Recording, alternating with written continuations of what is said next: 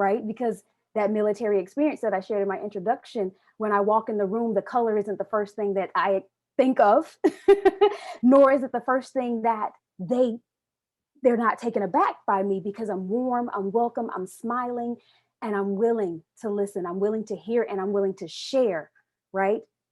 Making room for the opportunity. So the financial capacity is one of the things that comes to mind, where it's like, wow, why don't we, the culture, have that knowledge? Why don't we seek to do more than spend our money?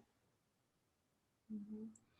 And I think one of the things that you said, Tawana, is that we oftentimes don't recognize how deeply embedded these colloquialisms, these way of beings, the things that have been generationally passed down, because we have been intentionally oppressed as a people, right? Financial literacy has not been something that has been pushed.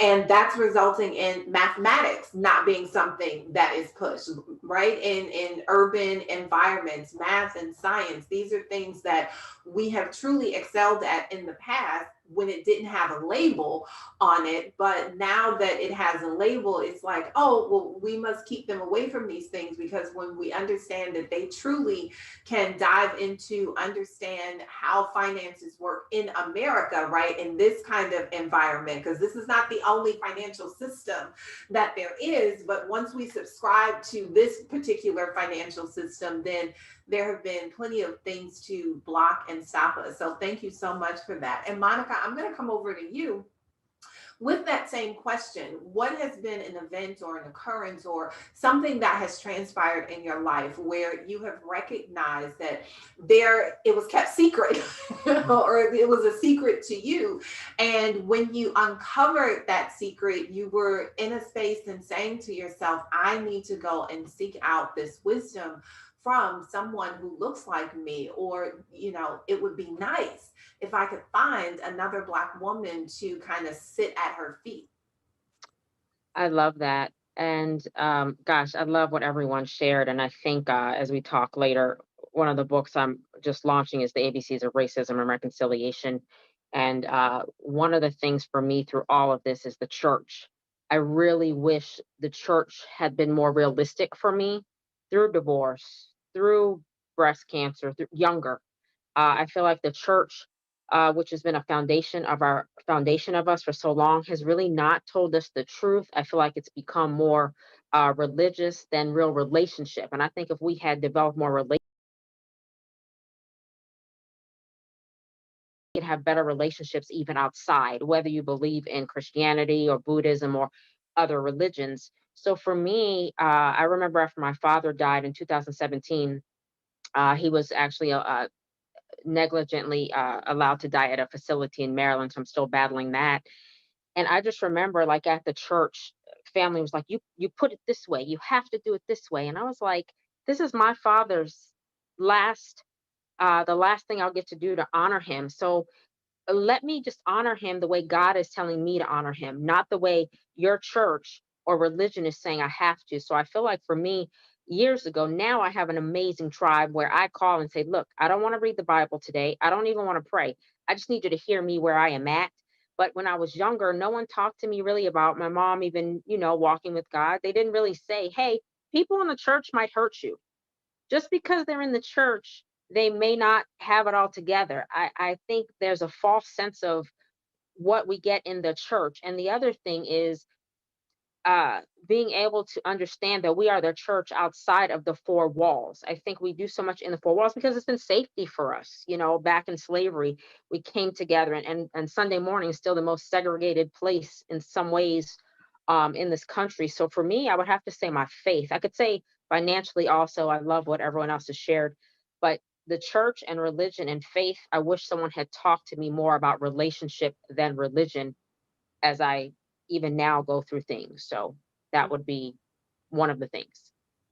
Thank you so much for that. And that's really what this discussion is all about, creating and building those relationships with one another, because that becomes the platform and the foundation for everything that we do and growth.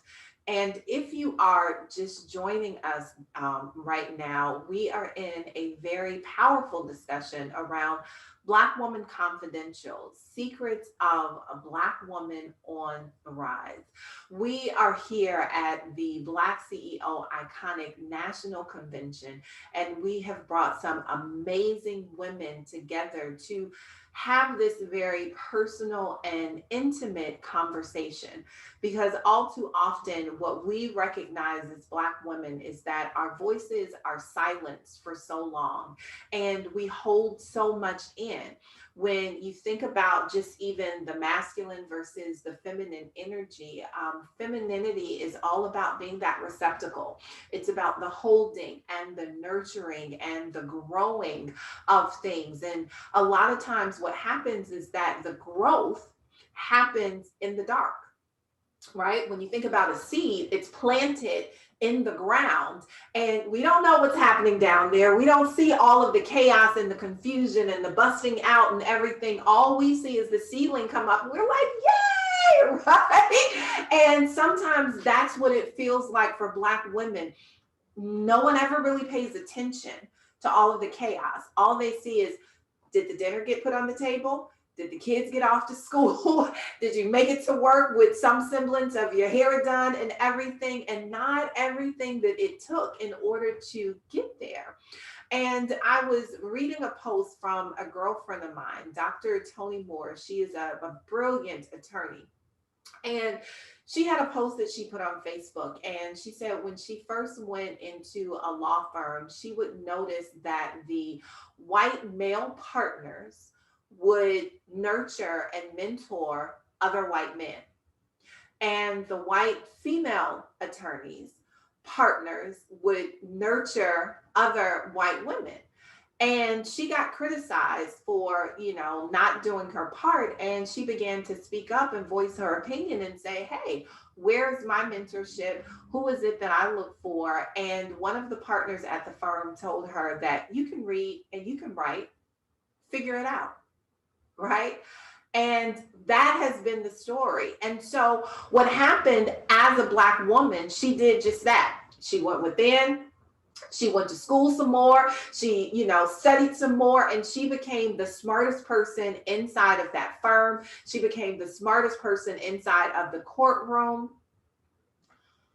But what happens when that gets tired, right? When the weight of that becomes too much for individuals to bear.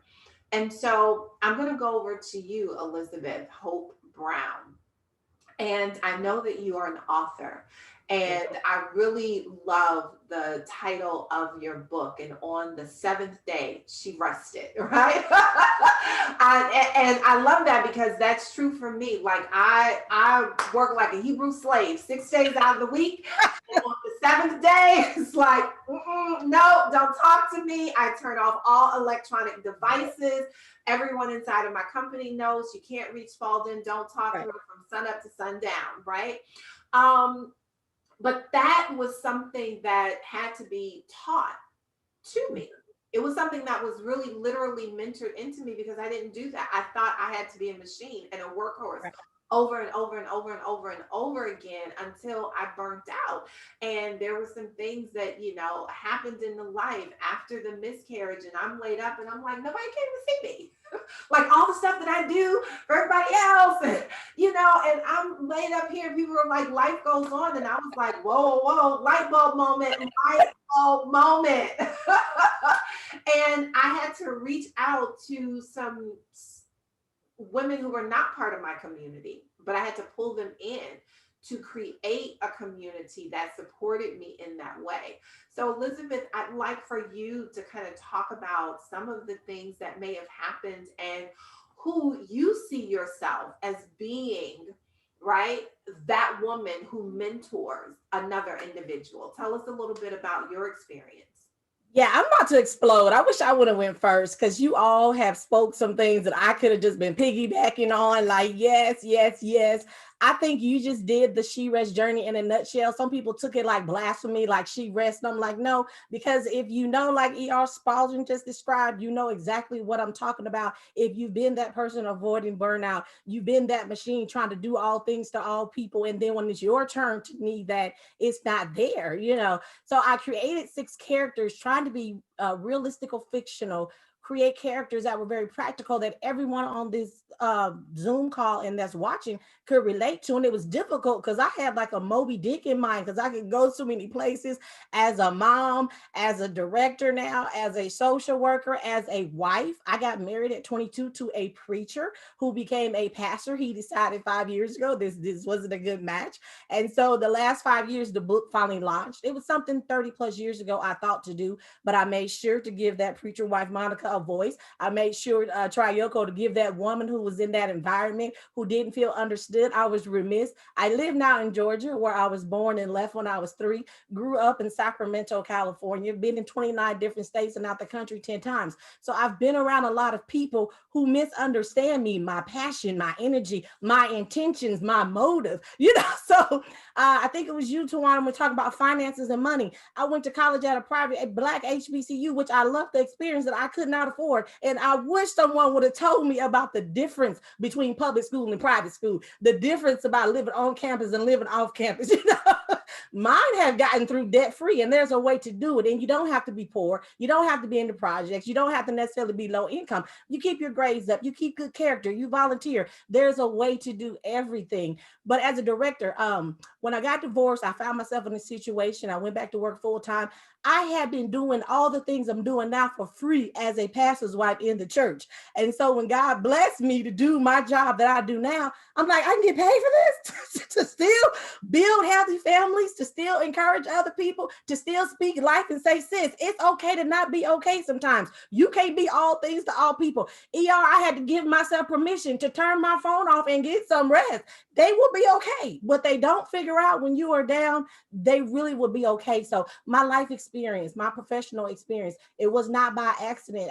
I've cried those tears at night. I've cried those tears in the car trying to figure out what to do and feeling like I had no one to turn to. I was interviewed for jobs for 2 hours that I was more than qualified for, and they were looking for reasons not to give it to me only because of what I look like. Because on my paper, I think Miami said on paper I look great, but when I walked in the room, they were surprised by what they saw.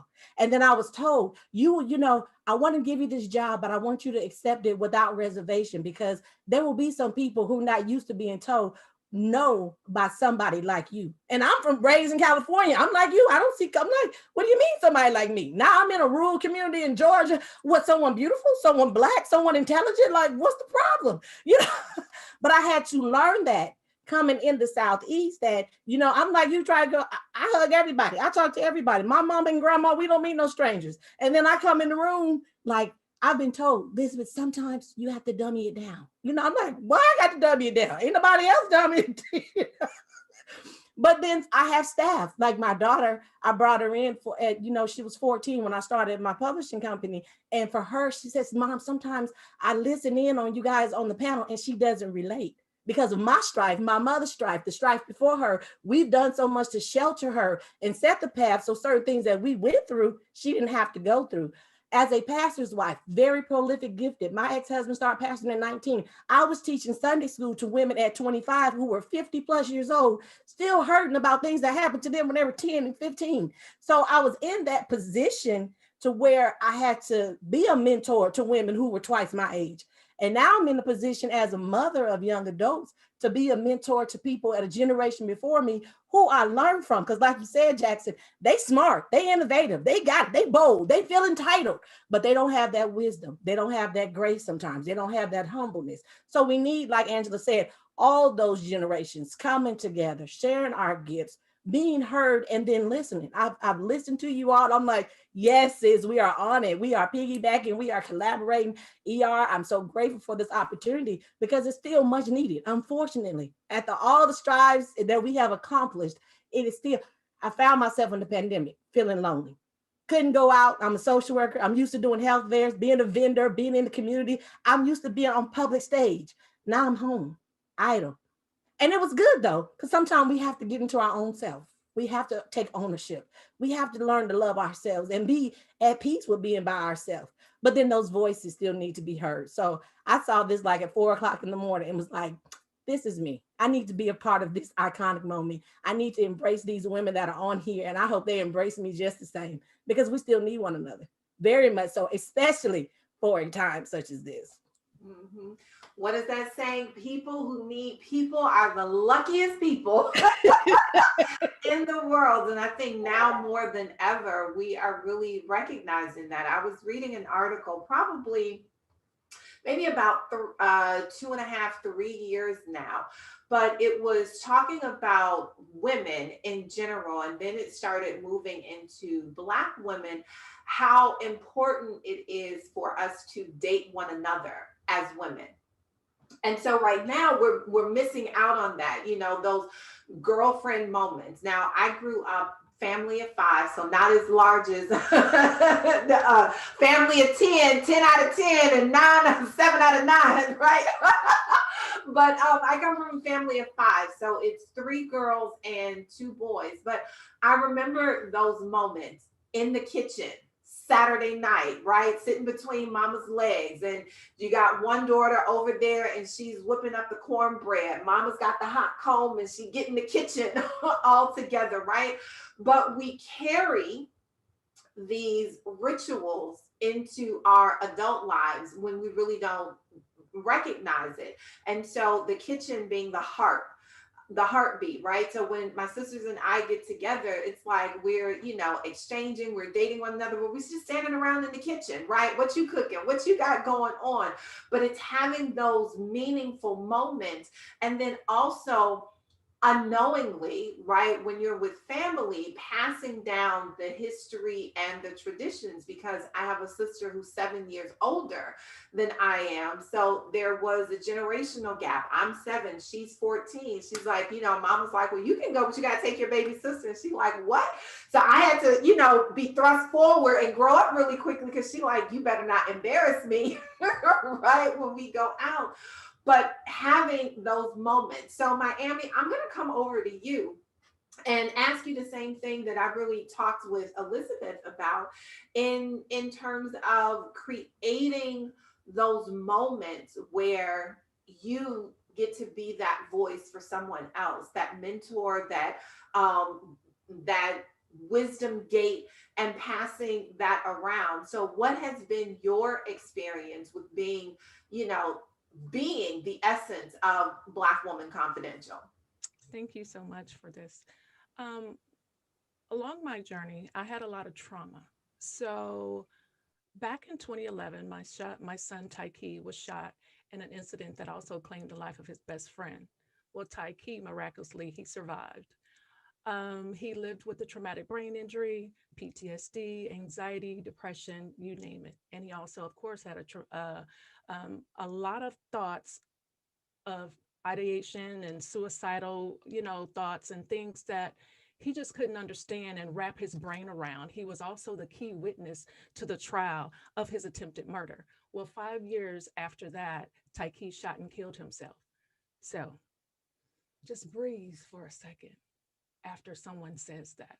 I have had to now learn to take time and to take and engulf myself in the space where I'm at when I'm having to share that story, when I'm having to tell people, I've had this traumatic experience, and now I'm a part of a network of women that also have lost their children as well. I'm a part of Moms Demand Action and also Every Town for Gun Safety. And I work with those women that have truly kind of the same stories that I do. They have lost their children tragically to gun violence. And I'm able to be a mentor to them because along my journey, I also took the route to spiritual healing. I am an author as well, and I wrote The Key Process, a grief guide to mastering spiritual healing. And what that consists of, out of that, I pulled out these 7 keys of how I began to heal. And that was through meditation. That was by me changing my diet because, of course, food that, how much food that we intake and the toxins that are in our body, it's hard for us to process things. So with that, I learned mindfulness, and I started exercising, and then I tapped into the world of Reiki and energy healing. And after that, I went through this whole process of needing to understand what ancestral healing was. And when I started doing all this work, I started defining my purpose. I was nowhere on the trail of becoming a grief coach, a certified grief specialist, and now a grief counselor. Nowhere. I was nowhere near that realm. I was actually a certified home stager at the time, and had been an event planner for many of years. I was not looking for this line of work that I'm in now, but it found me. And so I had to learn to embrace that. And as I learned to embrace that, I got into this network of beautiful women that knows the struggles that I am having, and they also know how to relate to me. They actually allow me to say, if they ask me, how are you doing? They pause and they allow for me to answer. Because, a lot of times when we ask people, say, hey, oh, how you doing? And then you come with the next thing to say. But they really allow me. And what I've learned with being a part of this network of women, I've also learned how to move and shake through when I'm going through my own stages. Just because I am a grief educator and trainer doesn't mean that I don't have my days. I miss this boy over here. I miss him dearly. But yet, through this process and having women that I can support, it has helped challenge me. It has helped wake me up in the morning. It's helped me get up throughout the days and say, hey, you know what? I can do this. I can do this by God's grace. And I can do this because God has equipped me for this time. There's no way in the world I would have chosen, I want to be a grief coach. But what I have learned over the time and through the education, that there's a need for this work. Because like I said, when I first came on, a lot of times we think that, we have it all together, but yet there are so many things that are unresolved, from childhood trauma to, just the things that we just don't want to deal with. If it's a relationship or a loss that we have, it could be a loss of a pet. But a lot of times we don't allow ourselves to heal that. We sweep it up under the rug, and then it's going to come out in a meeting or with a conversation with our spouses, or a conversation with a girlfriend. But if we allow ourselves time to heal, and to even discover and acknowledge what it is and accept what it is, and then allow ourselves to go through a healing process to free it, feel it, and face it, then we'll be okay. So that's why I'm here. And I'm so grateful that I have a network of women that I can, like I said, pull from as well, and also mentor to them to show them that, grieving is nothing wrong with that. It's something that we have to do. Our body has to do it. Our body has to release that energy, and we need to learn other ways of how to heal through the process. Thank you so much, Miami Night, for that. I think you said free it, feel it, face it. Right? That 3F methodology: free it, release it, face it, look at it, make sure that it's standing right there, and then feel it, which is what we don't oftentimes give ourselves permission to do, because we have been living in someone else's persona that we have to be on all the time, every single hour of the day. I mean, I'm just looking at the time right now, and it has flown by. Like, where did it go? We could be here another 5 hours, right? Having this conversation. And certainly we want to be here with you. But as we continue to go through the conference, make sure that you get over to freebizgifts.com, connect with these ladies. All of their social media information will be there, because you may find your sister circle with one of them. Hopefully, in this conversation, the ladies will stay connected here, because I just see some phenomenal things coming as a result of it. Black Woman Confidential has been something that has been near and dear to me for a very long time. And we are actually having Black Woman Startup, that is, we are having our conference next month. And the theme of that is Black Woman Confidential. So we are urging everyone to become a part of that, register. It is a no-cost event, but it will be talking about the secrets of Black women on the rise in business, in life, in love, in leadership, in all of the places that we find ourselves. One of the things that I am a big proponent of And 4 is that all of the different hats that we wear, that we begin to integrate them all together. Right?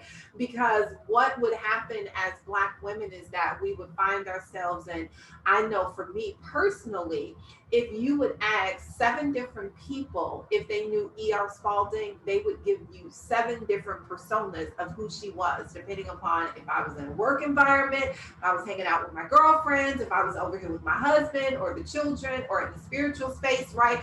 All of these decompartmentalized things. And really, what I learned is that the best version of who I am shone through when I was able to integrate all of those together and allow individuals to see the complete me, the authentic me, the, you know, the graceful and the gritty, right? The grand and the not so grand. And so if I were to leave you with the number one secret, it would actually be a quote that I hold dear to me. And it's a quote by Richard Bach. And it is, you teach best what you most need to learn. You teach best what you most need to learn.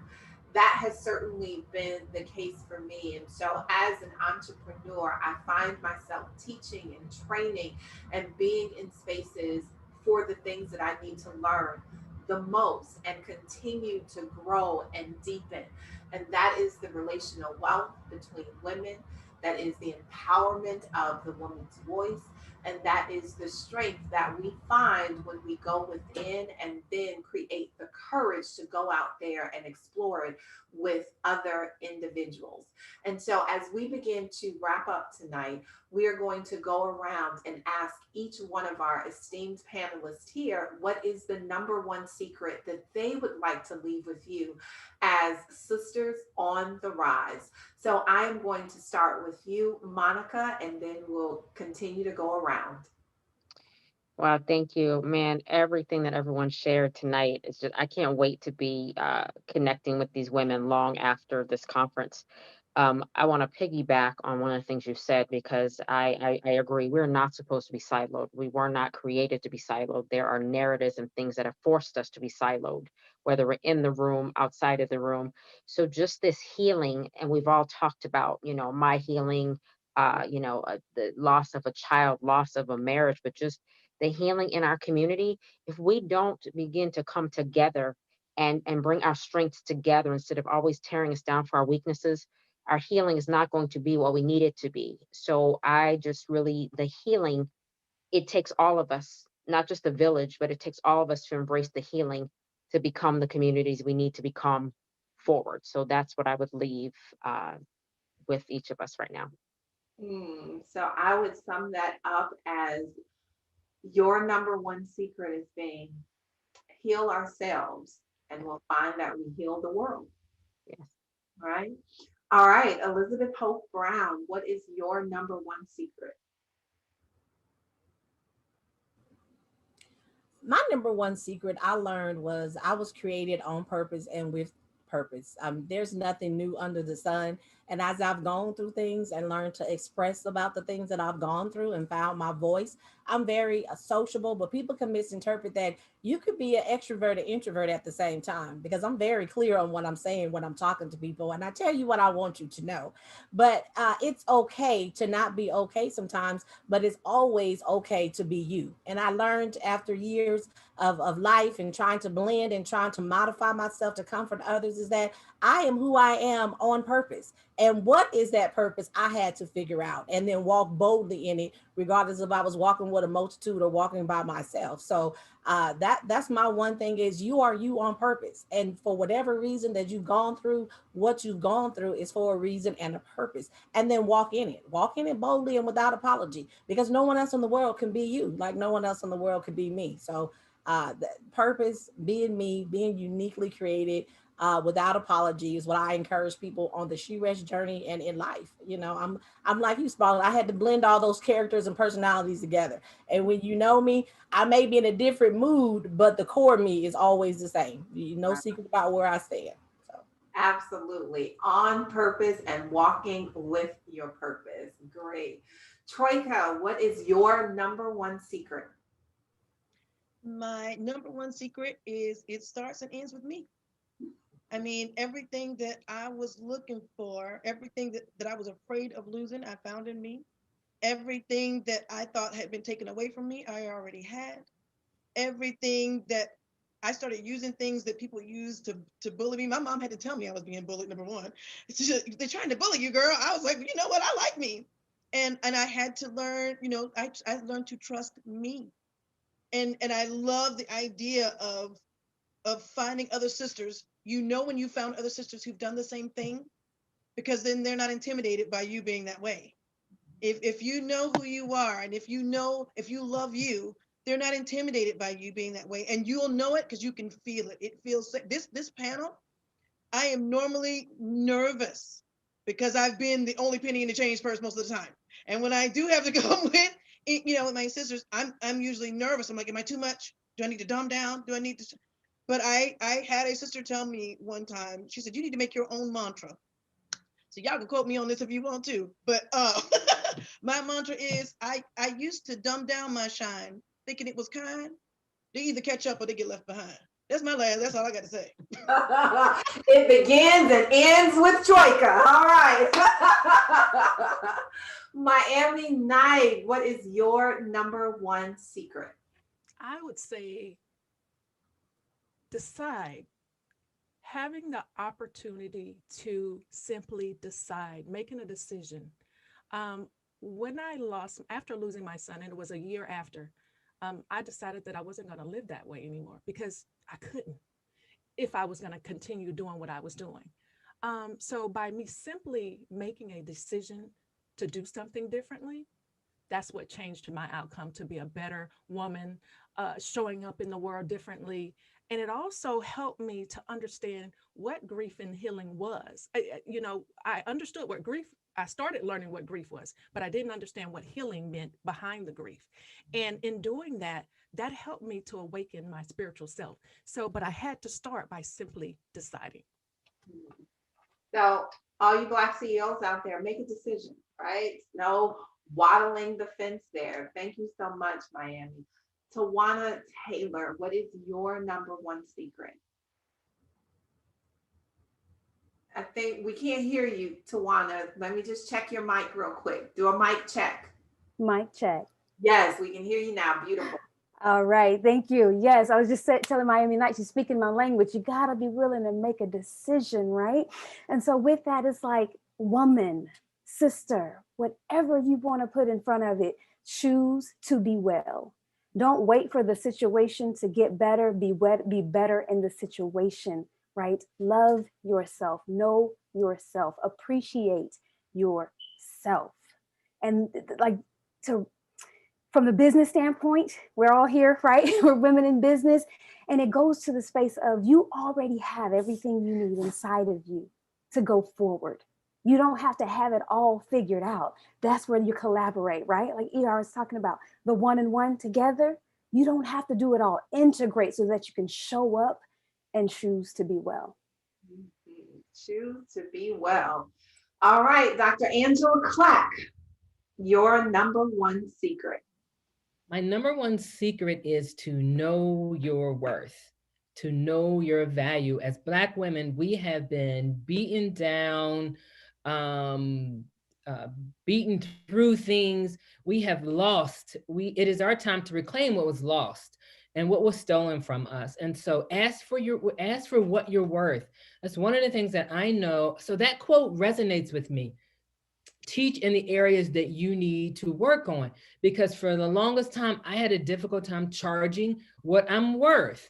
Because why? Because I felt guilty about asking for your coins. Well, why not? I'm earning it.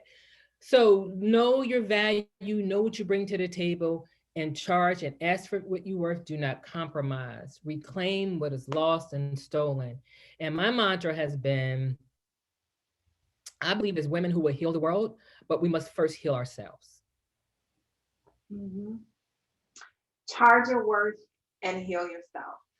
I am going to give you, I would say a twofer, but in this instance, 1 and 1 is an 11. So we're going to give you an 11th hour, right? I'm going to add one more secret to the mix. And this is for all of my Black women CEOs, all of my Black women startups, and for my men Black CEOs. I am does not mean you are not. I am does not mean you are not. So in this space, we have the ability to constantly lift one another up, to collaborate with one another, and to allow other individuals to shine, because I am does not mean you are not. Thank you so much for being here with us in this iconic discussion about Black Woman Confidential, Secrets of Black Women on the Rise. We truly hope that you are continuing to be here and are enjoying this national conference with BlackCEO. And we also hope to see you at Black Woman Startups, Black Woman Confidential, that'll literally be 1 month after this, March 22nd through the 27th. So with that, we will say bye-bye, auf Wiedersehen, shalom, whichever language, but this will not be the end. And we're gonna do this in true Black CEO fashion. So anytime we come together and we get ready to leave the room, we do a countdown from 11 and we count backwards. And then everybody with a thunderclap shouts out their first name, where they're from, and the name of their business, and they say Black CEO out. So ladies, are you ready? Are you with me? Everybody come off mute because we are getting ready to have the countdown. And if you are in the digital audience, make sure that you are typing it in the feed, and we're gonna count down at 11. So I'm giving you a little time to type in your name, to type in your city and state, where you're from, and to type in the name of your business, because guess what? This is broadcast all around the world, and there are so many people who can connect with you. So here we go, ladies, and we're gonna do this countdown together. We're ready, starting at 11. 11, 10, 9, 8, 7, 6, 5, 4, 3, 2, 1. We are Miami, Atlanta, Miami, Atlanta, Georgia. California, Black CEO out. All right, BlackCEO. Oh, Black CEO out. BlackCEO out. Black CEO out.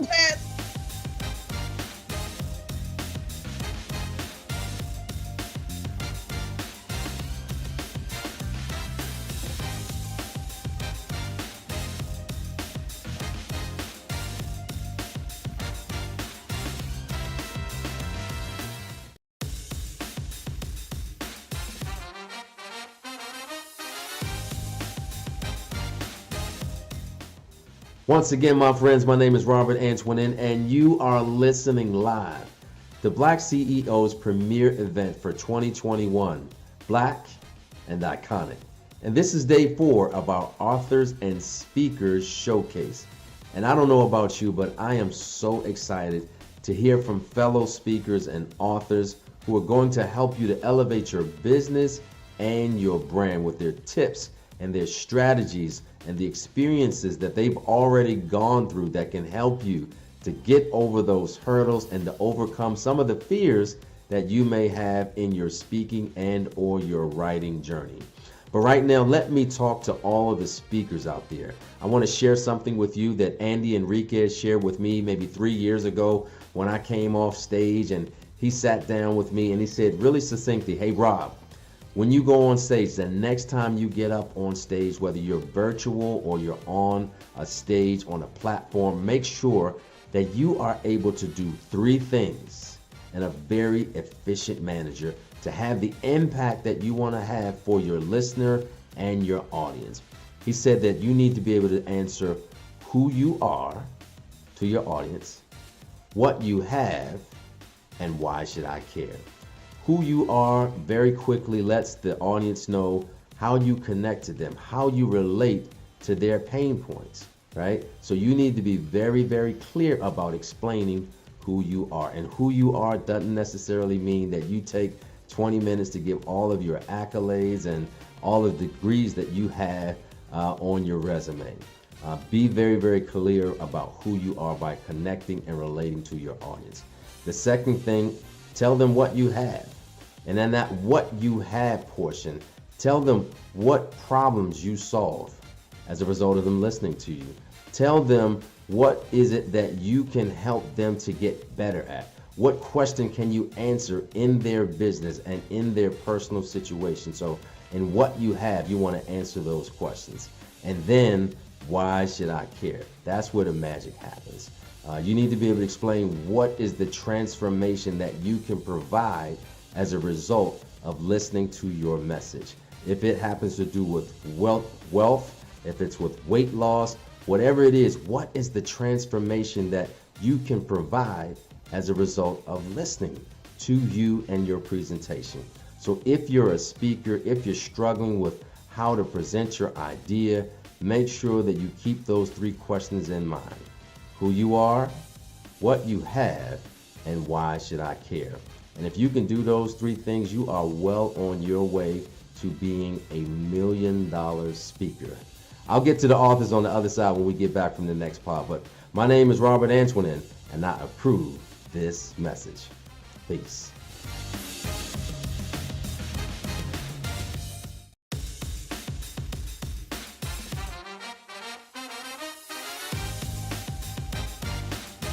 Welcome to Strawberry Letter 55. I'm so happy you can join me. I'm going to go ahead and get us started with the presentation, and we will be on our way. Yay, Strawberry Letter 55. And I'm Renee Johnson, CEO and President of the Asher brand. Additional, who am I? I want you to just take a look at that picture there. That was a picture of me during my 55th birthday photo shoot, which was last year, May 22nd, 2020. So excited. Got the crown in my hand, palm of my hand, and that's who we are. We are queens, and we have to know that we are of royal priesthood. So we're royalty. And that was something that, as we go through this workshop, you'll hear more and more of the different things of where I was and now where I am today. So again, Renee Johnson, I go after life pursuits like my life depends on it, because it does. As I mentioned in my presentation, I set out with the motivation to be taken off my blood pressure medication, and I achieved that goal within 3 weeks. I had a fear of public speaking, shaking in my bones, but I set a course to challenge myself and achieve my goal in 30 days. I was always unsure of myself, second guessing and questioning every decision and choice of words that I selected, until one day I found out that people just want to hear from your heart. So if you speak from the heart, it's going to reach the heart. Don't worry about anything else. And just like with anything, it spills over into all parts of your life. Once you become confident and you overcome different insecurities, you're reaching those life pursuits. Now you know you can do anything. You're on top of the world. So later in the year of 2019, I was able to earn $30,000 within 3 days, because I was always fearful of rejection, of people saying no. And I just got it in my mind, you know what, I'm going to reach out to every client for the year of 2019 that said they wanted to do something with me, but for whatever reason, we didn't get the business closed. So I went out, called everybody, bam, made the $30,000 in 3 days. So why are you here? You are here because of goals and dreams that you also have from the presentation. You are, maybe wondering, is it too late for you to achieve, anything more because of things that have happened to you? You might be an empty nester. You might be someone who's lost a spouse or parent. You were downsized from a job. You're going through what they call the midlife crisis. I like to call it the midlife evaluation. So you're wondering what is next.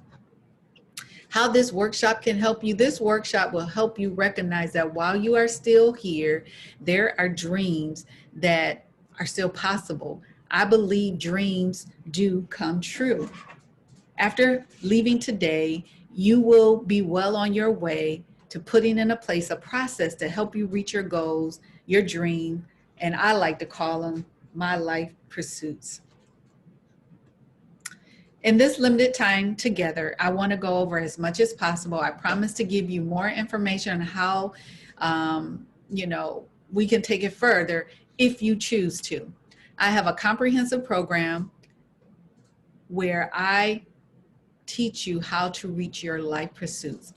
It's natural to long for things, especially those things that we feel that will make us better, because our assignment here is really for others. Yeah, we get the satisfaction of it as well, but we're here for others because we have to make encounters. When we encounter people, we have to make that exchange to where we're making that person better than when they came into our present. So I know when we're out there, for me, sometimes you try things, you try it once, you try it twice, and you say, oh, and you fail both times, you don't achieve the desired results. And then you feel like, oh, it's not for me. And then you give up because you think, oh, well, it's not for me. God is, that's not what God wants. But sometimes all you're missing is a good plan, a blueprint, if you will, because God, he gives us so much and then he wants us to work it as well. So our belief system plays a big part. We're impacted daily from things that was filtered into us when we were children, things that we have processed internally from our environments. All those things make up who we are. And sometimes they could be preventing us or impeding us from soaring and doing all those great things that we should be doing. So we have to go through and kind of analyze and process all of that. So this 6-step process is going to help you. And there is a 7th part to it, and I'll go over that at the end. But if you follow this, you will be able to achieve those life pursuits just like I was able to. So we have 6 components of a letter. That's all it is. Very simple.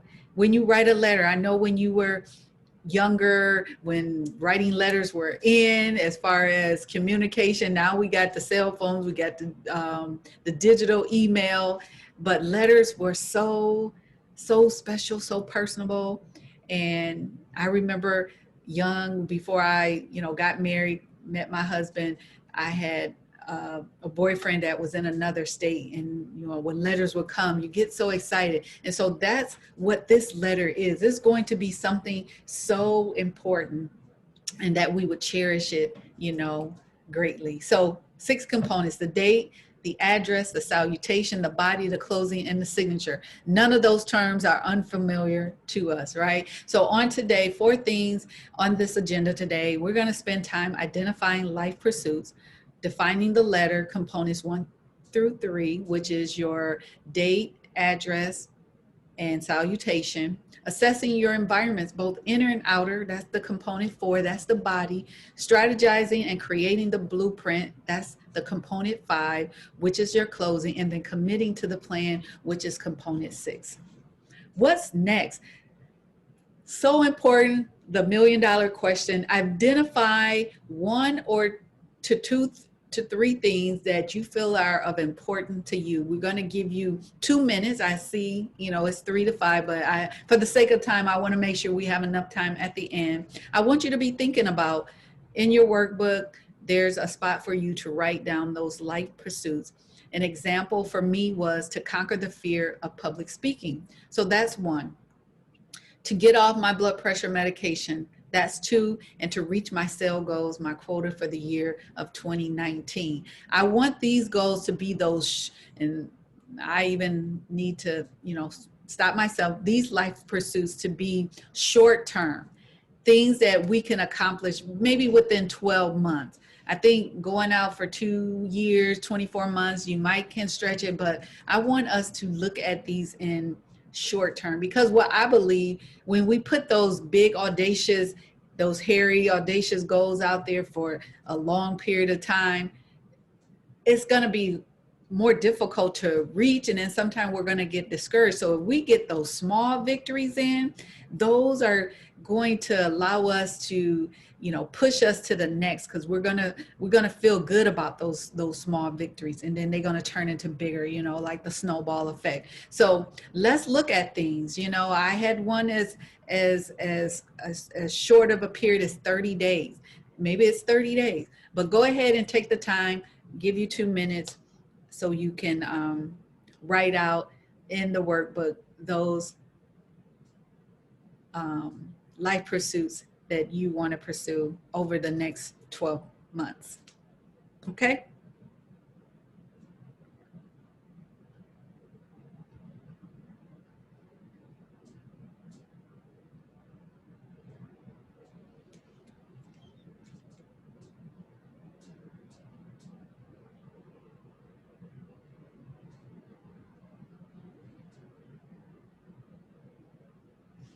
Maybe you want to write a book and you want to give yourself 9 months. 9 months is a very important amount of time frame. I think of a baby. It takes 9 months for a baby to develop and to be born. And so this is now that period of birthing, then you'll be into the laboring, and then the baby is born. So could be something that's out for 9 months.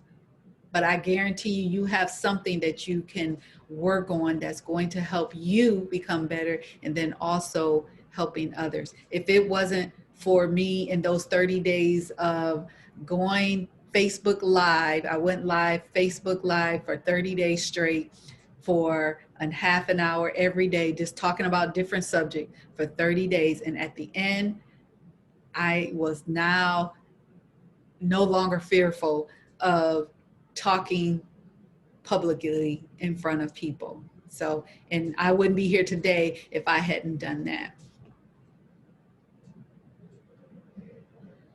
Okay, 1 more minute.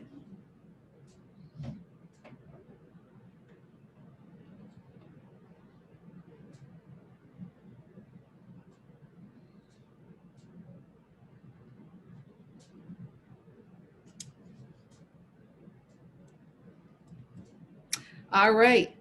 So the date, we go to the date of this letter, and that's where we have all corresponding supporting verses that I wanted to go with each component. The date is Habakkuk 2:2, write the vision and make it plain. When we put a date on something, that is marking its place in time. So that's what we're doing with our life pursuits. We're going to make sure that that date is noted. It's a special date to us, because what do we do with dates? We celebrate them, anniversary, birthdays, when we graduated from high school. We know that date. My husband, I was talking with him the other day, and I was sharing with him, I know the dates of when I worked at different companies, and I've only worked at 3, but I knew the dates that my whole career, I knew the dates that I worked and the day that I left. And he was like, who remembers that? It wasn't just the year and the month, it was the actual date, because that was important. Because every time I left my place of employment, it was always voluntarily. I left and I moved on to a better position. So elevation, whenever there's an elevation, you remember those dates. So I think of Stephen Covey and his 7 habits of highly effective people, where he says, begin with the end in mind. So I kid you not, before he wrote that book, I believe he wrote that book in early 2000. This was already part of what I did before. When I graduated from college in 1987, that was probably the first that I remember where that's all I was thinking of when I was going to graduate in 1987. And so I just started seeing that date and I started working towards it. And so that's what this date is. And what I want you to do is put that date down for your what's next. When you wrote out your life pursuits, I now want you to give it a date. And I want you to put the date in the slot of this letter. That is your date that you're going to work towards for your life pursuits. All right. The address in the supporting verse is Exodus, the 3rd chapter, the 14th verse, where God told Moses, I am that I am. He said, tell the Israelites that. That's who he is. And that's what you're going to do. You're going to tell yourself who you are, who you will become in that time frame. You're going to write it out. You're going to walk in that identity. You're going to know who you are. So if you were writing a book, if that's your life pursuit, to write a book, you gave yourself a date. You're now an author. You're now an author. And maybe you can go a step further and say you are a best-selling author. But that's where you're going to address what you are. For me, my address was, I am in a healthy place.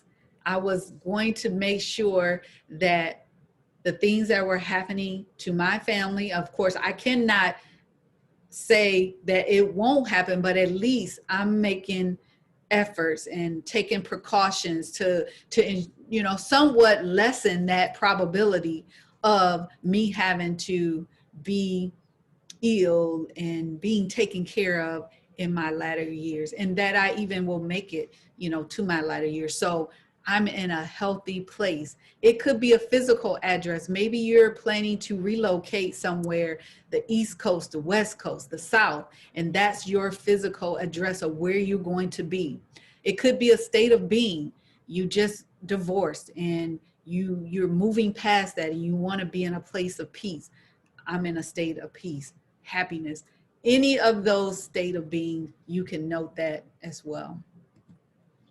Your salutation, the supporting verse, Romans 4:17, calling those things which are not as though they were, as well as Hebrew 11:1. Now faith is the substance of things hoped for and the evidence of things not seen. I will say that I believe no sickness will come to me that will be unto death. I will say that. The acknowledgement of the arrival of that thing, faith. I see the vision. You must believe and greet that thing daily. You will speak it. Hello. If you're going to be in a place of peace, hello, peace. You're going to say it. You're going to speak it. I love some supporting verses as well that I love to quote, because every thing that you're dealing with, going through, there's a supporting verse in the Bible that you can use to speak it. If you're dealing with sickness, if you're dealing with grief, if you're going through sadness, everything, there's a verse. If you're weary because you feel like you're working and things are not coming the way that you want it to come into fruition, is not manifesting, there's verses that you can call and pull on. God said he will never forsake us. So if we're feeling like we're lonely, we can call out that verse. So we can call out, I can do all things, Philippians, through Christ who gives me strength, Philippians 13:3. Now this is again verses that I have selected. You can select those verses as well. One of my favorites all time, John 10:10. God said that he's come that we may have life and have life more abundantly. That verse just means so much to me because that abundance is here on earth. And that abundance is not money, it's not always monetary. It's more too of mental. I can have an abundance peace. Peace is everything to me. Peace, and I know most people, as they get older and older, how much they value their peace more than anything. So I make sure that is protected, my peace. So God wants us to have those things. And if we speak it and we say it, those things will come to pass. The body. So the body of the letter, we know when we're writing, that is that's the meat of the letter, right? Sometimes you're going to go to that body before you're looking at anything else, what day it was written, who it's addressed to. You go right to the body. So the body is where we find, of course, our mind. And so it's the shell of those things. It's the protector. And again, this is the weight of the letter. And what I want you to do is the verse for that. I'm sorry, I wanted to read the verse first, but Romans 12, 1 and 2. Therefore, I urge you, brothers and sisters, in view of God's mercy, to offer your bodies as a living sacrifice, holy and pleasing to God. This is your true and proper worship. Be not conformed to this world, but be ye transformed by the renewing of your mind, that ye may prove what is that good and acceptable and the perfect will of God. So we want to make sure that we're taking care of what God has given us. We're in control. We're in control of our mind, our body, and our soul. So we want to make sure that it's pleasing to God, that we're doing everything to make sure that we're offering it, our bodies, as a living sacrifice. And we know that we are to transform our mind so that what we're doing is going to be acceptable and it is the will of God. So there's a constant work in this section, a constant work. And so we wonder why a lot of things don't get done because we jump ahead. Now, I know the body is in a letter, it comes, it's in that fourth component, but we have to go ahead and set those things up. And then once we get to the body, we make sure that it is in line with what God wants for our life. Because this is where we're doing a lot of evaluation. We're doing self-awareness in the body. All right. So our mind, the mind, this is where the transformation takes place. We got to work on making our mind stronger, and we have to make sure that we become stronger. So right now we're going to go right into number 1, which is practice labeling your emotions. You want to make sure that you put a name on those emotions, because we're all going through different emotions and we have to identify and put a name on them. It could be you're feeling sad, you're feeling angry, you're scared. You have to acknowledge them. Having a self-awareness of those emotions keeps you from making irrational decisions, even getting yourself into those predicaments that are not going to be conducive to you. So number 2, establish healthy ways to deal with uncomfortable emotion. We have to learn how to cope with our emotions. I wish when I was younger that I understood how all that worked. Sometimes I remember, I would get angry and, sometimes do things, say things that I really wouldn't want to or wouldn't have ordinarily said, but because I was acting out on the emotions. And so also when we don't label and deal with them, we can, in a healthy way, we can do things that are counterproductive. So you think of retail therapy. A lot of people feel like, oh, even girlfriends will call me up, I need to go do some retail therapy. But then we go out and we're buying things we don't really need. We're also buying things that could put us in some type of financial situation. We're charging things, racking up credit cards. So we got to make sure that we establish healthy ways. And so some healthy things we can do is, how about start a project? You can buy some type of board with some markers, crayons, and, and start creating, start drawing. You can go and read a book, get a book that is going to yes, it's going to cost you something, but at the same time, it's going to help you and develop you. You can start a garden. All those things are healthy ways of dealing with those emotions. Number 3, you want to identify and replace unhealthy thought patterns. You probably heard of that stinking thinking, right? You want to make sure that you get rid of that stinking thinking. You want to do away with self-fulfilling prophecy, saying things that you want that will happen, and they will happen. I remember when I would get up to go and speak at an engagement or something, I had to speak, and I would always think in my mind, oh, I'm going to mess up. I'm going to say something. I'm going to do something wrong. And then it happens. But if I would to get up and say, I'm going to crush this presentation, I'm going to leave these people speechless, then those things will happen. So I have to start changing the way that I think. And then number 4 is take positive action. So now I'm saying it, now I need to do it. You heard of, a person that's walking the talk.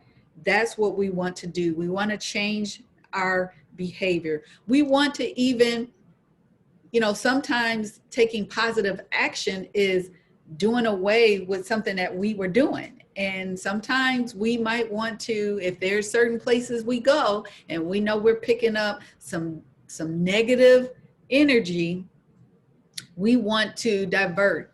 We want to go in a total different direction. So sometimes we may have to change our environments to change our actions into positive actions. And then 5, we want to give up the bad habits that rob us of our mental muscles. So we want to make sure that we are going places and doing things that don't put us in places where it's depleting us, because we will end up not in a good place, not being able to operate and not being able to function because we're letting things break us down versus build us up. So that is your mind. So important in setting your life pursuits and meeting them, because if we don't have a transformational mind of changing the way we used to do things, we're going to find ourselves back in those same patterns, doing the same thing. So we know what insanity is, doing the same thing, expecting different results. So we have to make a transformation of our mind. So our body is that body, yaddy, yaddy thing. And for me, it's, we're talking about the physical body. We know that without the body functioning the way it's supposed to, that it's impossible for us to be able to get things done in the way that we should. So what do we need to do to make sure we keep our body in order? We need to feed it. We need to feed it the right way.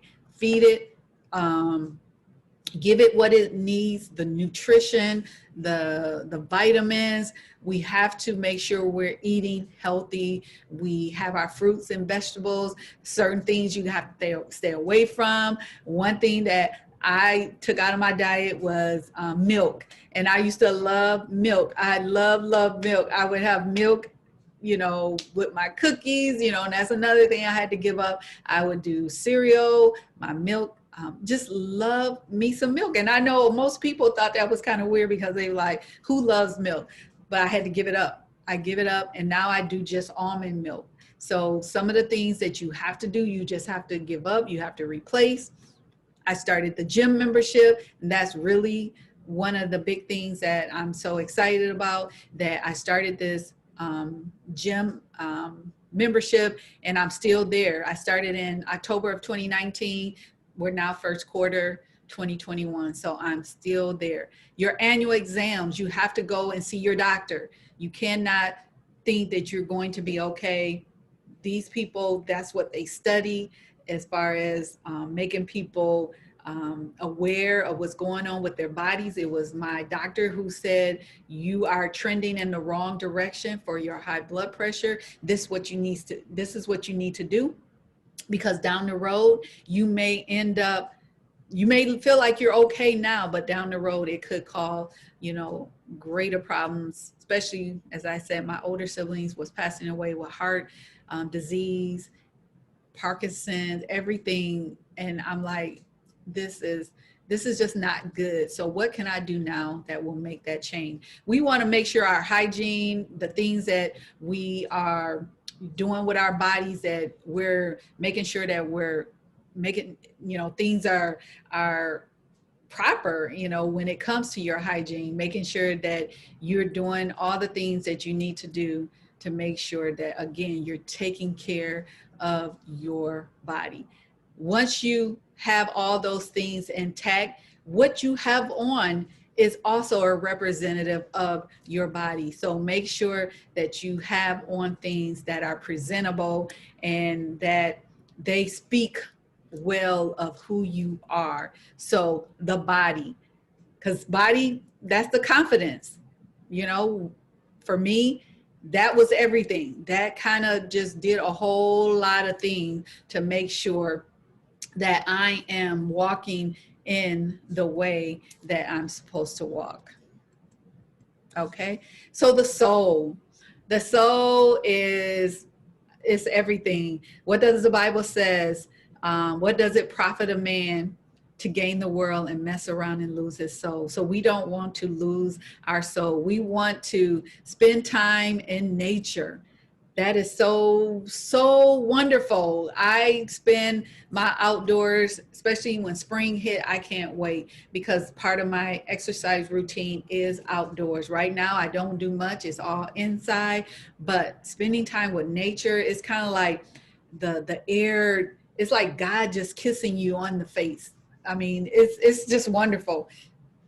I just was able to talk to God, and I always had some type of message that I'm listening to, some type of podcast I'm listening to as I'm walking and I'm talking with God. So spend time in nature, whether it's going hiking, whether it's somewhere in the mountains, whatever, but outside, that's just so critical.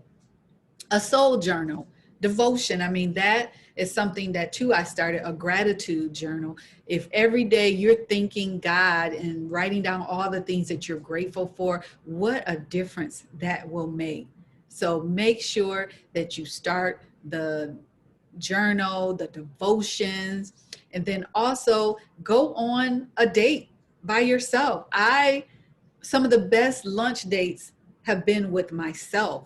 I'm there and I'm really being appreciative of who I am, and I'm just spending quality time with me. And they say, if you don't want to spend time with you, why would you think somebody else would want to spend time with you? So enjoy that time too. I mean, I went to a fine dining restaurant and I was in there by myself eating, enjoying myself. It was for dinner. I never thought I could do that.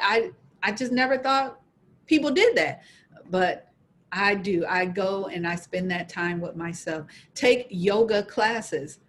Those are things that really give you, I did a little bit of yoga, not a lot, but it's refreshing. There's other types of classes, Pilates, maybe that is something that you could do, but just being able to get away and stretch and just feed your soul. Meditate and pray. You cannot go wrong with the meditation, with the prayer. I find myself talking to God, all day, thanking him and asking him too for, just the strength to continue on and give me the things that I need that maybe I don't have in the natural, to give it to me in the spirit. And then also to be an intercessor for someone else. Not only pray for you, but pray for others. Travel. Now, I never travel, but I know there's a group out on Facebook that's all they do is travel. And a lot of people, women, I see that they're on those trips alone. And I would imagine that it has to be probably an exhilarating feeling to just be able to go in some unknown country land and you're by yourself. My husband and I, we travel together all the time. So that would be not something I would do, but it's still something that if you are single and you are, you know, in a place where you're at a road and you're trying to decide, you know, what's next and how do you get there, that's a great time to do that. Now, I traveled along, of course, for business, and that also is a time too for that refreshment. But sometimes just a break away, and you know, for a day. I live around Lake Michigan, so to travel to the lake and just, you know, marvel at what God has created is just an awesome feeling. So take a long walk.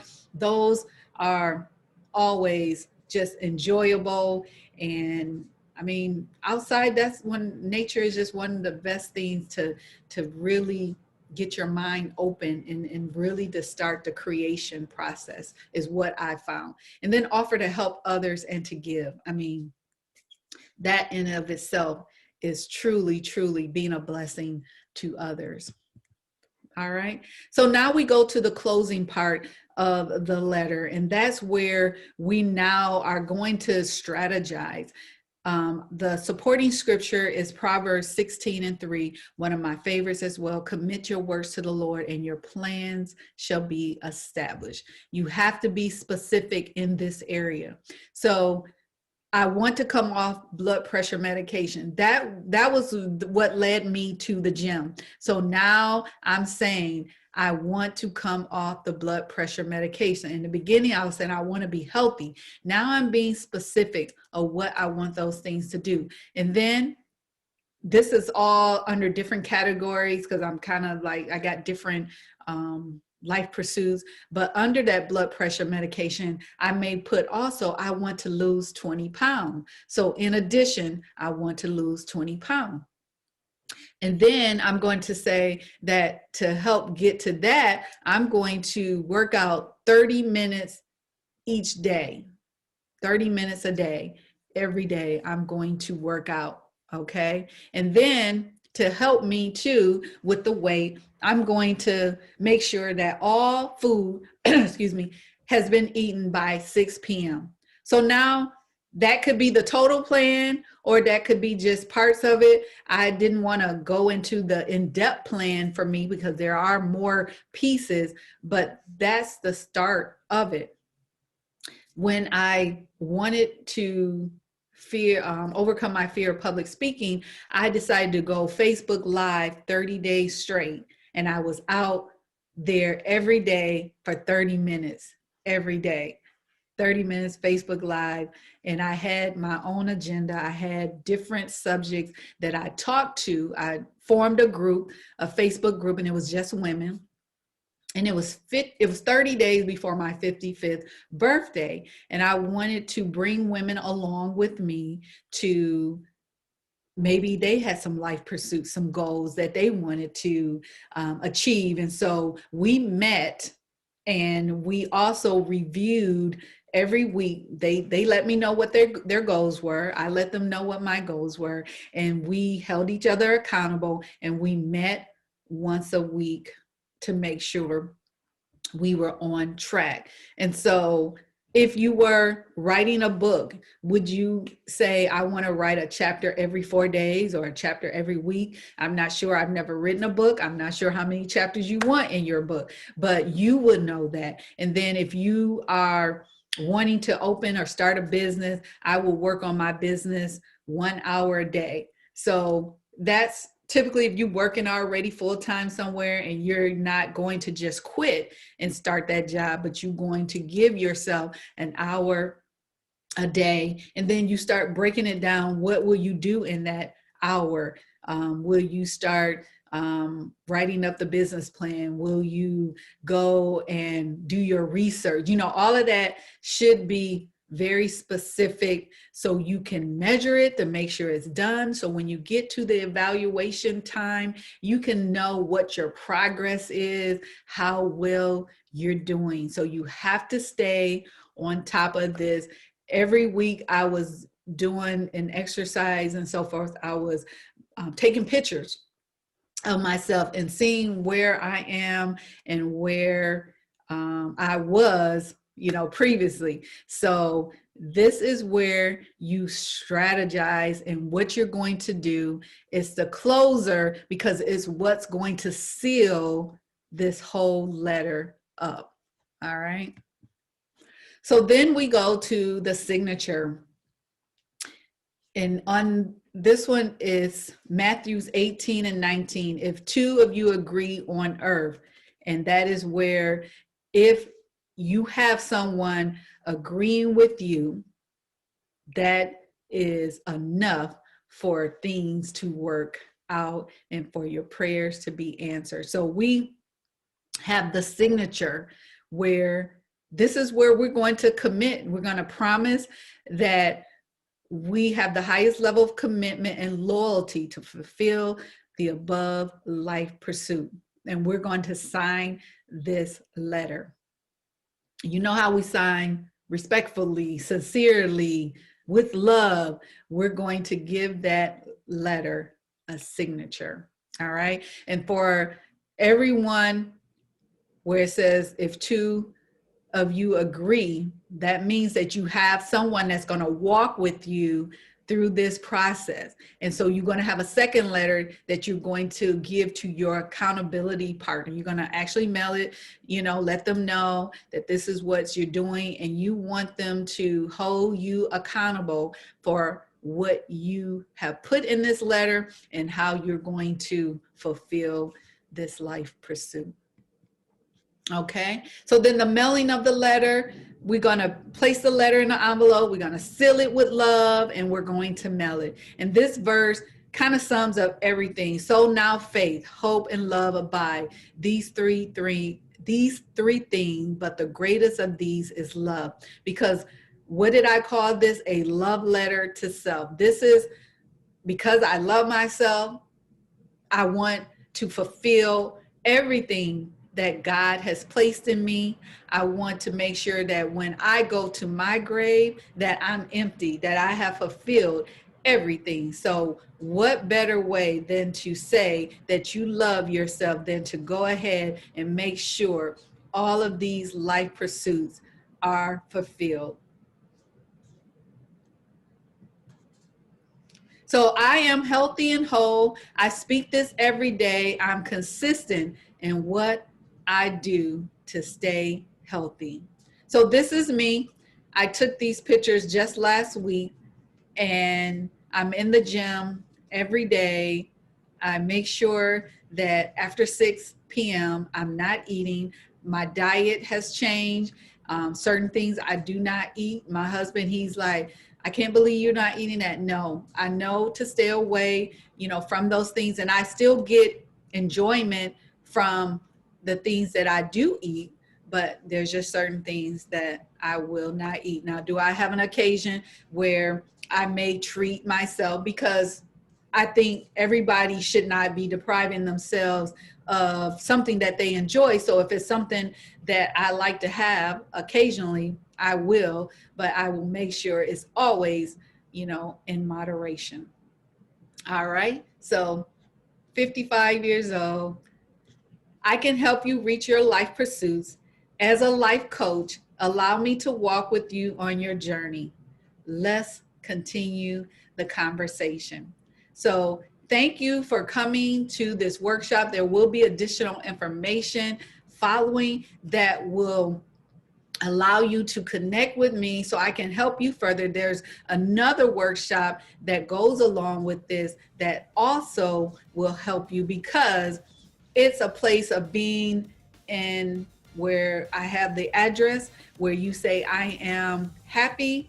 That's also a state of being. And so I have a workshop that deals with that, because you have to be happy, and that happiness is within, and there's nothing outside of you that will fulfill that. So I invite you to join me, and we continue the conversation. All right. So again, thank you for joining me at my Letter 55 workshop. God bless.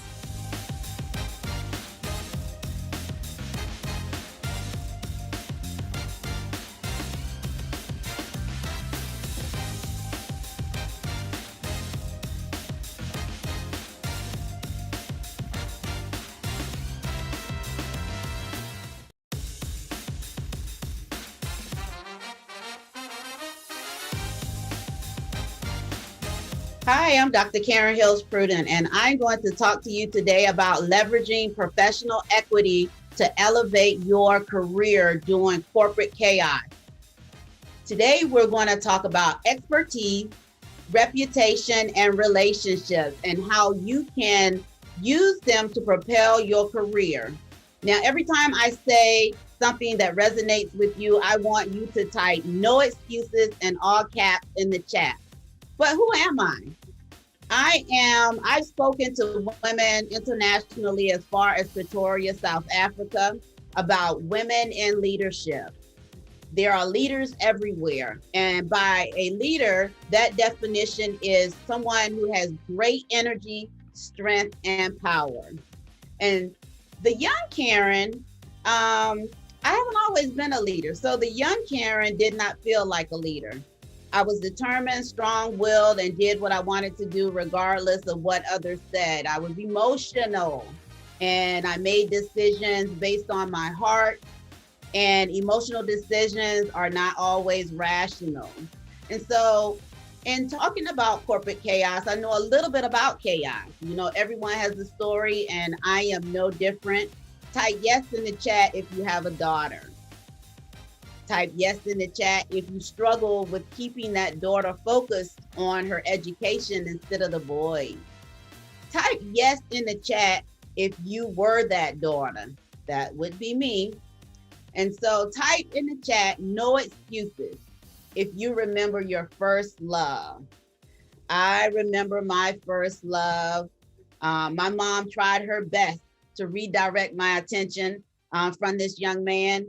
We dated all through high school and all through up until my senior year. And one day he asked me, "What do you want for your birthday?" And I said, I wanted to get married. So we were married. And as a young wife, I was pregnant the next 3 years. Life was wonderful until life was not wonderful. And so when my marriage ended, my children were 3, 2, and 1. Yes, you heard that right. My children were 3, 2, and 1. And so my life was in chaos. And to me, chaos is any distraction that is powerful enough and important enough to sidetrack us from reaching our goals. And so I will also add that chaos can be trying to elevate your career during a pandemic. As leaders, we sometimes have chaos going on at home as well as at work, you know, and so chaos at work may look like a coworker getting a promotion that you felt you deserved. Chaos at home may look something like suspected infidelity. We all experience chaos of some sort. As leaders, we determine how we're going to respond to that chaos. Your response will determine if you will diffuse the situation or cause it to grow and overshadow everything else in your life. Type no excuses in the chat if you hear me. Do not let chaos at home hijack your career. I need you to seek help to manage that home situation if you find that chaos is at home. You know, Dr. Willie Jolly has this saying that a setback is a setup for a comeback. And after my divorce, I set out to get myself back on track. I wanted that college degree that I gave up for love. And so I'm going to share with you how I leveraged professional equity to go from a teenage bride to an executive in the C-suite by converting my chaos. So the first thing you have to do is assess your current situation. You have to acknowledge that you're even in a situation. You know, now I was the mother of 3 little people, 3 whole human beings. And so when you are facing chaos, just remember that anyone can be an ally. Everyone is an option. Stay focused and keep your goals in mind. Leaders do not lie to themselves. No, you know you have whatever it takes to propel yourself to the next level. So stop delaying your progress because of pride and because of guilt. You know, you are sometimes ruling people out whose heart has already been touched to assist you. Now, chaos can show up in your professional life as well. You know, it did for me. Professionally, I was told that I would succeed my boss. My boss had been working for the organization about 45 years. Was told that I was her successor. We had worked together about 14 years, you know. And so after I was informed that I would be her successor, you know, 2 years went by and still she had not retired. And so once I assessed that, hey, she may not be, she's dragging her feet about retiring, I decided to seek a position elsewhere because I was ready to ascend up to the next position. And the next position would have been a director position. And so I put in some applications externally and I accepted a director position with a company that I was unaware of. You know, so I got the director position and I was overseeing 5 states for HR resorts. So HR resorts in 5 states. And so, but 2 weeks within that new position, they changed my position. And then I found myself, I was overseeing 12 states. 12 states in this new position. Now, I was not happy because they did the old okadoke on me, but now I am responsible for 12 states. And so I devised a plan and said, okay, well, I'm going to stay in this position for a year, and then I'm going to move on into my next position. And so even when things go wrong or are unfair, you have to stay in the game. You know, that company turned out to be just an awful company. And so by the 7th month, I could not take it. And so we parted ways. Imagine me going home to my retired Army husband and saying, I no longer have this 6-figure job. Oh, and by the way, I don't have a job to replace it. So type chaos at home in the chat if you know what I mean. And so I knew I would find another job. You know, I was confident of that. And so I just did not know if I would have a husband after everything subsided. But 4 months later, I was offered the Chief Human Resource Officer job at my alma mater. And so I would not even have been considered for that position had I not took that awful 7-month job. And so there's a lesson there for many of you leaders out there. So I want to talk about, again, the 3 elements of professional equity. So at work, you have to leverage 3 elements. And the first element is expertise. Marsha Blackburn says that everyone has commodity knowledge. Commodity knowledge is what your experience is. And in leadership, you have 3 roles. You either make money, save money, or help the organization achieve their goals. But everything that you do should fall within those 3 buckets. When a business is in trouble, they did not have time to train someone up to take care of the trouble area. And that's why you got to have an area expertise. And you need to be known for your area expertise. And your area expertise is not your title, it is the results that you generate. And so just keep that in mind. Experts do not always perform the work, but generally they know how to get the work done. You know, so just keep that in mind. In addition to your specialty, you also have to have a romance with data. I love data. Data-driven leadership is a requirement now in the corporate environment. Your ability to communicate using data analytics is the new organizational readiness factor. You know, and predictive analytics allow you to remain competitive. You know, this is the measure of an effective leader when you have the ability to drive relevant, meaningful, and quantifiable business outcomes based on data. Being liked will not keep you in a leadership position. So just remember that. Making money, saving money, and achieving organizational goals. Type in the chat if you remember what I said about chaos. What is chaos? You know, there was a time I was the only person in a company who had diversity as a background. And then when I left that company, no one decided to get certified in diversity. And then guess what happened when I left that company? George Floyd happened. And so they had no one who was qualified to handle the sensitive conversations that were needed during that environment, during that time. And that time is still among us right now. And so you need to be an expert in something. You need to be known for something. And when you acquire that specialist knowledge, make sure that you're not so humble in the workplace that you keep it as a secret to you. You want to participate. You want to let individuals know within the workplace of what your desires are professionally. And you just want to participate in meetings as well. If you're invited to a meeting, someone thinks you have some value in that meeting. So be an expert. Second thing you want to do is reimagine your career plan. Type in the chat if you know why I call it a plan. I call it a plan because your career must be strategized, analyzed, and implemented. That's right. We must pivot, along the way. However, we must keep moving. And so there is no reaction without action. Keep that in mind. And try spelling the word reaction without spelling the word action. And I bet you could not do it. Type no excuses in the chat if you know what I'm saying.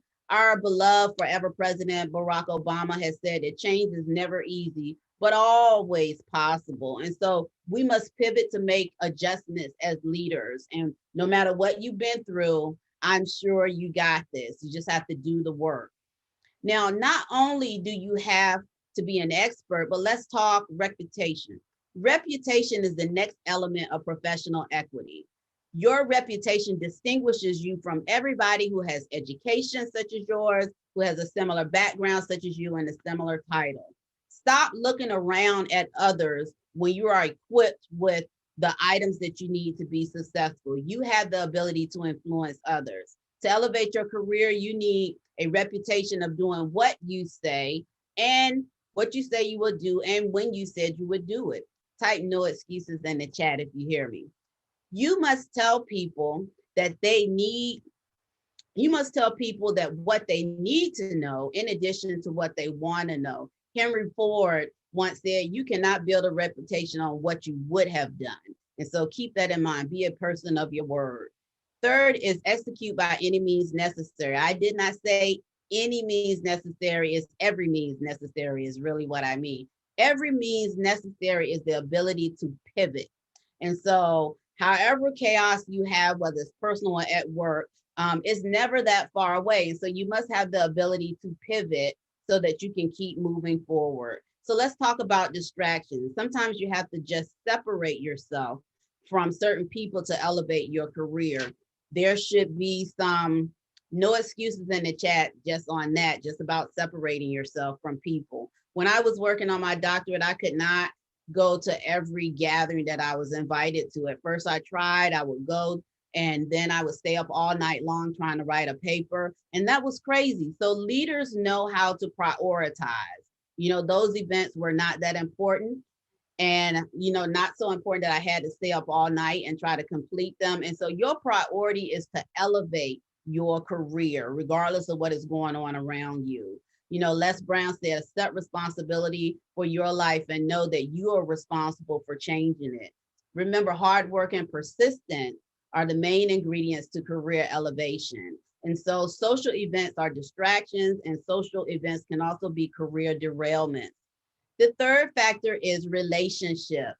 Relationships are a major factor in elevating your career. You cannot do it on your own. You cannot do it by yourself, leaders. You need others to value what you bring to the table. You need others to speak on your behalf when you are not in the room. You need others to tell you what is being said or done when you're not in the room.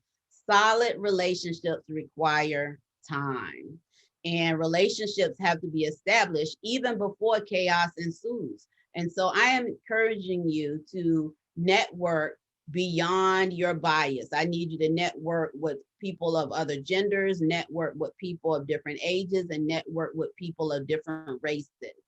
Stephen Covey has this quote saying, trust is the foundational principle that holds all relationships together. And you have to be trustworthy to sustain relationships as well.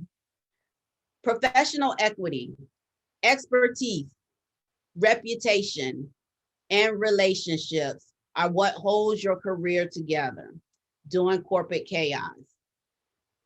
These are the elements that you can use to leverage your professional career during corporate chaos. In closing, you elevate your career by assessing your chaos, reimagining your career plan by using your reputation, relationship, and expertise, and executing by every means necessary. You know, I have a free gift for you. And if you're interested, just email free gift at prudentglobalbusinesssolutions.com. Type BlackCEO in the subject line, and I'll send you a template to help you in your career. I am Dr. Karen Hills Pruden. I am known as the career elevation expert for female professionals seeking senior leadership positions. You can find me on Facebook, Instagram, LinkedIn, and Twitter. You got this, leaders. No excuses. Make it happen. If you believe anything that I've said here, type no excuses in the chat. Thank you, BlackCEO, for having me.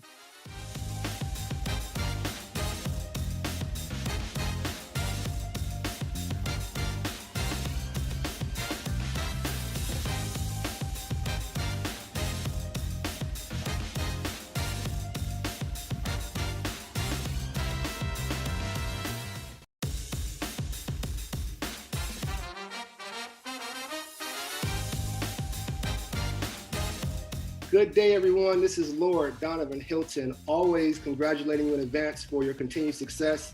And thank you for joining us today to discuss how you can continue to be the top executive that you are and will continue to become. So I just wanted to show my face real quick because we're going to jump right into the story, the takeaways, and the free gifts. So let's go ahead and jump into this presentation.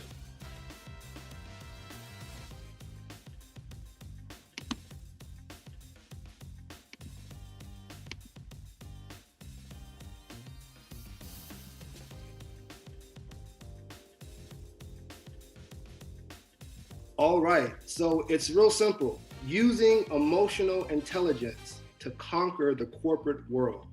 I repeat, using emotional intelligence to conquer the world. Again, this is Lord Donovan Hilton, congratulating you in advance for your continued success.